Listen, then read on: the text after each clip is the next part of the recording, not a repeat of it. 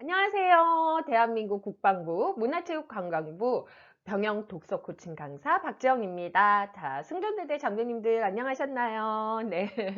오늘은 실은 나도 철학이 알고 싶었어. 그 내용을 가지고 같이 만나보도록 하겠습니다. 자,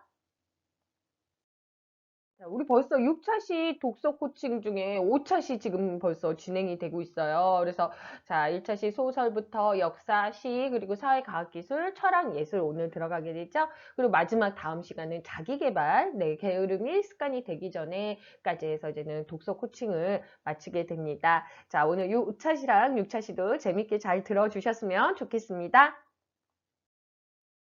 자, 이제 콘텐츠 어떻게 이제는 강의 진행되는지 말씀드릴게요. 일단 전차시 독서 활동지 공유하고요. 그리고 작가 소개 같이 드리도록 하겠습니다.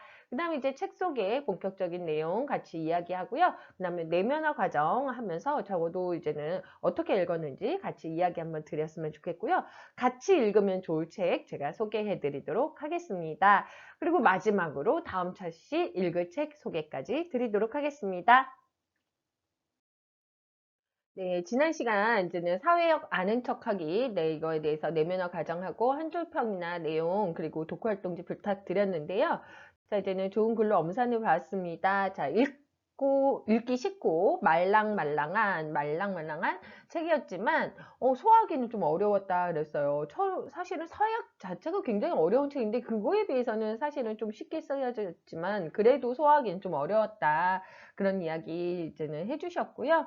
자, 우리가 과거의 사회를 바라보면 이땐 너무 힘든 사회였구나라고 생각하는 것처럼 또 미래의 타인이 우리의 사회를 같은 관점으로 바라볼 수 있겠구나라는 생각이 들었고 앞으로 어떤 사회를 만들어 가고 싶은가라는 메시지를 받을 수 있었음이라고 써주셨습니다.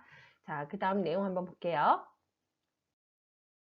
자, 기억에 남는 문장, 감시는 범죄를 억제하기보다 범죄를 다른 곳으로 옮길 뿐이다. 네, 이런 이야기도 있었고요. 내 삶에 적용하는 부분은 지금 현재 우리가 거주하고 있는 한국의 자유민주주의에 대해서, 그런 정치에 대해서 세심히 분석한다면 우리가 억울하게 불이를 받으며 사는 것이 아닌지 검토해봐야 한다. 고지고대로 사회에 순응하기보다는 소속된 집단에서 자신은 어떤 역할을 할 수 있는지 생각하며 기여해야 할 것이다 그랬어요. 자, 그러니까 저도 사실은 굉장히 저는 이렇게 말씀드리기가 그렇지만 굉장히 정치적인 사람이거든요. 그래서 이렇게 순응하진 않아요. 순응하진 않고 어떻게든 이거를 좀 이겨나가려고 하는 스타일인데, 뭐 대부분의 저희 주변에 있는 거 먹고 사는 게 바빠서 내가 그렇다고 뭐 움직인다고 세상이 바뀌어 이렇게 생각하는 분들이 너무 많아서 사실 자유민주주의에 대해서 좀 포기하는 그런 부분들이 있어서 되게 안타까울 때가 있어요. 근데 우리가 좀 알아야 하는 것 같아요. 그래서 이 사회학에 대해서 좀 정확하게 아는 거, 사회학에 대해서 관심을 갖는 것만으로도 사실 큰 도움이 된다고 생각을 하거든요. 그리고 이 사회학 자체가 더 나은 사회랑 그 더 나은 세상을 열망하는 모두에게 필요한 지식이 담겨 있다고 생각하면 좋을 것 같아요. 그래서 우리가 한 번쯤은 꼭 들여다 보셨으면 하는 학문입니다. 자, 오늘 이제 공부할 책 말씀드릴게요. 오늘 코칭 드릴 책은요. 실은 나도 철학이 알고 싶었어 그랬어요. 아, 사회학도 어려운데 철학까지 하려니까 많이 어려우셨죠? 자, 사회학도 그런데 철학은 더 그렇게 생각하시는 분들 많아요. 뭐 철학이 쓸모도 없고 지루하다 이렇게 생각하는 사람들이 많이 있는데 주변에도 많고 저도 사실은 그런 편이었던 것 같아요. 그런 사람들을 위해서 폭넓은 독자층에게 어필할 수 있는 한 58가지 철학적인 사유를 이 책에 이렇게 가득 담았죠. 그리고 철학이라는 좀 구체적인 학문을 이렇게 막 세게 언급하지 않고, 논의를 언급하지 않고, 실제 대중들이 직접 이렇게 제기한 질문들을 엮었기 때문에, 다른 이제는 이렇게 파는, 쓰여진 철학서에 비해서 굉장히 흥미로운 것 같아요. 이거는 이제는 자세히 또 안내해 드리겠지만, 그냥 이게 직접 제기한 질문들, 그런 거에 대해서 이제 엮은 책이잖아요. 그런 것들이 가장 흥미를 끌 수 있는 장점이 된 것 같아요. 인생이나 우주, 뭐 철학의 의미가 담긴 거시적인 질문보다 그냥 좀 뭐 자본주의, 동물권, 이런 정치 등의 개인적인 관련이나 엉뚱한 질문까지 이제 다 들어있잖아요. 그래서 철학적 사고의 영역을 좀 넓혀주고 있는 게 장점이고요. 물음에 대한 답이 조금은 가벼워 보기도 하고 뭔가 답을 주는 듯 하다가 좀 이렇게, 좀 끝나는 느낌? 네, 하다 만 느낌? 뭐 이런 느낌도 있는데, 실질적으로 물음에 대한 답을 찾기 위한 방향성을 제시해 주는 것 같아요. 그냥 정답을 주는 것보다 이렇게 생각해 보면 어떠나 하는 방향성, 일상의 삶에서 어떻게 살아가야 하는가 하는 해답은 좀 스스로 찾아야 되지 않을까? 네, 다시 확인하게 됩니다. 그죠? 이게 해답은 아니고 방향을 제시하는 책 이렇게 좀 봐주시면 좋을 것 같습니다.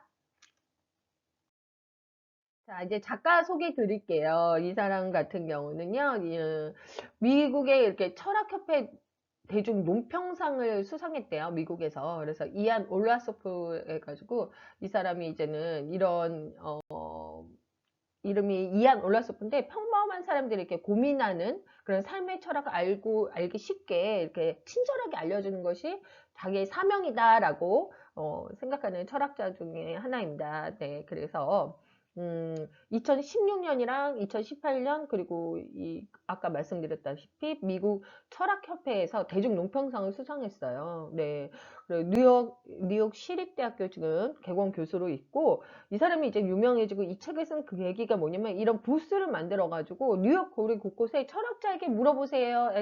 네, 이렇게 해서 이제는 일반 시민들의 질문에 답을 해주는 그런 철학자로 되게 유명해요. 저도 어디서 이렇게 잡지에서 본 것 같거든요. 그리고 뭐 여러 가지 이제는 잡지에 기고도 많이 했었고, 그리고, 이런, 이벤트 형식으로 이제는 동네, 그 동료 철학과 교수들이랑 대학원생들이랑 함께 이제는 철학 부스를 만들어서 이 방문한 사람들의 철학적인 질문을, 이렇게 답을 철학적인 질문에 답, 뭐 방향성 이런 것들을 이제는 이제 대답해주게 되는데 그 만남을 통해서 이제 경험할 수 있던 것들을 이 도서에 지금 담았던 거거든요. 그래서 이제 부스를 보여드리면 네, 이거는 이제는 부스에 이렇게 써있는 거예요. Ask a philosopher 그래가지고 철학자에게 물어보세요 이렇게 네, 되어 있었고요. 실질적으로는 책도 에스컬 필로소퍼였는데 여기는 이제는 보시면 뉴욕 가면은 이제 보실 수 있다고 해요. 저도 되게 궁금하더라고요. 그래서 여기 중앙에 브루클린 공공도서관 건너편에 있는 이 그랜드 아미 광장이라는 게 있는데요. 거기에서 열린 파머스 마켓에서 이 저자가 이거를 만든 거죠. 에스컬 필로소퍼 그죠? 그래서 어 여기에서 이제는 사람들이 막 이렇게 파머스 마켓 그 지점 주위를 지하철역이나 공원 그리고 북 페스티벌 거리 축제 이렇게 뉴욕 구석구석에다가 부스를 차린 거예요. 한 군데만 차린 게 아니라 그래서 다양한 사람들한테 이렇게 철학적인 질문을 받고 질문에 대한 답을 100% 이렇게 맞다고 확신할 수는 없지만 모두가 궁금했던 그런 작은 주제나 그리고 좀 괴팍하고 엉뚱한 질문들을 이렇게 질문들로 하여금 이 책을 내고 그리고 한 발짝 이렇게 쉽게 철학에 달아갈 수 있는 계기를 만들어준 그런 네, 부스였죠. 그래서 이게 이제는 제가 말씀드렸다시피 한 군데가 아니라 굉장히 여러 군데 이렇게 있다고 해요. 그래서 한번 이제 코로나 끝나면 가보고 싶은 생각 그런 생각이 좀 들더라고요. 난 무슨 질문을 하지? 영어로 준비해야 되나? 그죠? 음.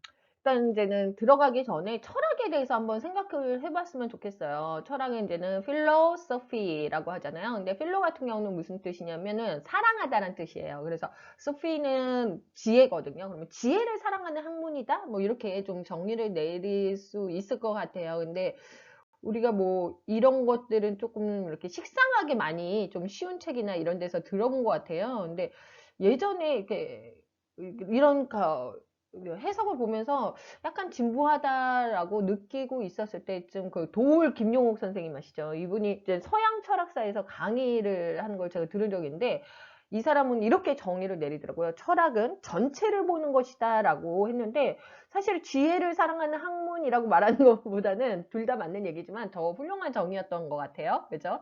전체를 보는 것이다. 이렇게 이해하면은 철학적인 질문에 대해서도 사실은 굉장히 쉬워지는 거거든요. 우리가 의문을 갖고 있는 모든 질문이 사실 철학이 되는 거잖아요. 전체를 보는 거기 때문에. 예를 들어서 길을 가다가 왜 사람들이 항상 표정이 어두울까?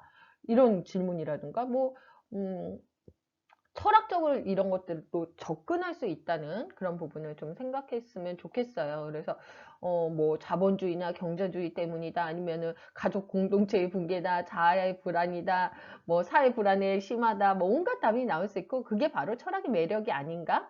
그런 생각이 좀 들고요.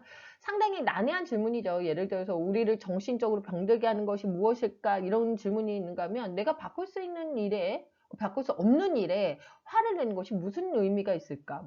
이런 거 같은 경우 간단히 대답이 나온 질문도 있죠. 근데 뭐, 저자는 후자에 대해서, 제가 두 번째 말한 내가 바꿀 수 있는 일에 화를 내는 건 무슨 의미가 있을까? 그런데 의미가 없다라고 일축을 했는데, 이런 것들이 저는 사실 되게 이렇게 흥미로운 질문이었고, 그 김용옥 선생님의 이야기가 조금 떠올랐어요. 그리고 철학을 좀 정의 내린 것 중에 제일 그래도 괜찮았던 것 중에 저는 이 말이 되게 좋았거든요. 어떤 문제를 연구할 때 사용해야 할 연구 방법이랑 증거 자료가 합의되지 않았다면 이는 철학적인 문제다. 이런 결론을 내린 것으로 결론을 한번 내려보도록 하겠습니다. 음. 자, 이제 본격적인 이제 내용 들어가게 되는데요. 본격적인 저 문제 같은 경우는 파트 1, 2, 3로 구성되어 있어요. 그래서 파트 1부터는 제가 다음 시간에 2부에서 준비하도록 하겠습니다. 자, 다음 시간에 만날게요. 다음 시간에 만나요.